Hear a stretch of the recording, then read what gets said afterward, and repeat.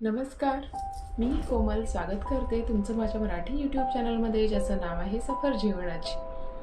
आज 22 मार्च, माझ्या मम्मी पप्पांच्या लग्नाचा वाढदिवस. त्यांच्या जीवन प्रवासावर आधारित मी एक छोटी कविता तुमच्याशी शेअर करत आहे. लग्न झाले, वधू अन वराचे नवरा बायको झाले. लग्न झाले, वधू अन वरांचे नवरा बायको झाले. सासूरवास दिला, असहनीय अत्याचार केले, पण अर्ध्यावरतीच डाव मोडण्याचे विचार मनातही येऊ नाही दिले. मग संसाराचं रहाटगाडगं सुरू झालं. न जमणाऱ्या जबाबदाऱ्यांचं ओझं पेलावं लागलं. पोटाची खळगी रिकामी तरी हसू कमी नाही झालं. आलेल्या वाट्याची सुख हिरावून घेतली, म्हणून रडताही नाही आलं. एक दिवस जणू संघर्षच होता. जिद्दीने आणि आत्मविश्वासाने मात्र पेलून धरला होता. नातं निभावायला टिकवायला समजूतदारपणा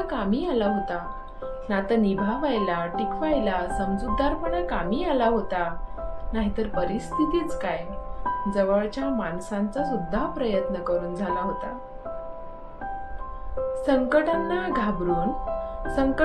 घाबरून कधी हार मानली नाही. कुठल्याही परिस्थितीत एकमेकांची साथ सोडली नाही. कायम बनून राहिले एकमेकांचे सोबती, जसे तू माझा रे सांगाती. सुख दुःख आनंद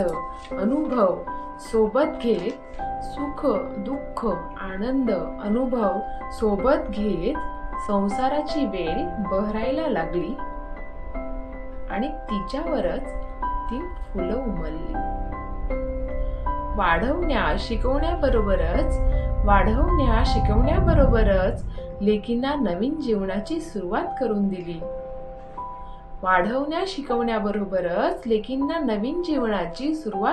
दिली. लेकाची चिंता मात्र काळजात कायम वास्तव्यास राहिली. आई संस्कारांनी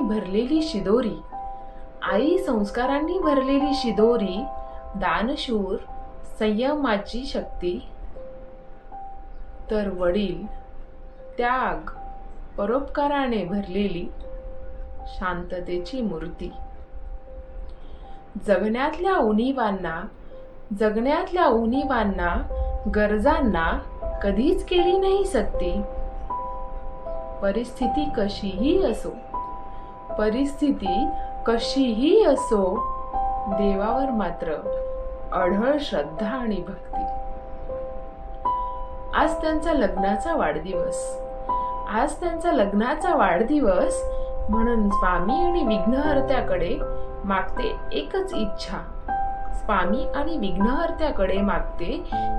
इच्छा, पूर्ण हो त्यांच्या मनातील सर्व इच्छा. त्यांना आनंदी, उत्तम आणि निरोगी आयुष्य लाभो, हीच सदिच्छा. तुम्ही माझ्या चॅनलवर नवीन असाल तर लाईक करा, शेअर करा आणि सबस्क्राईब करायला विसरू नका.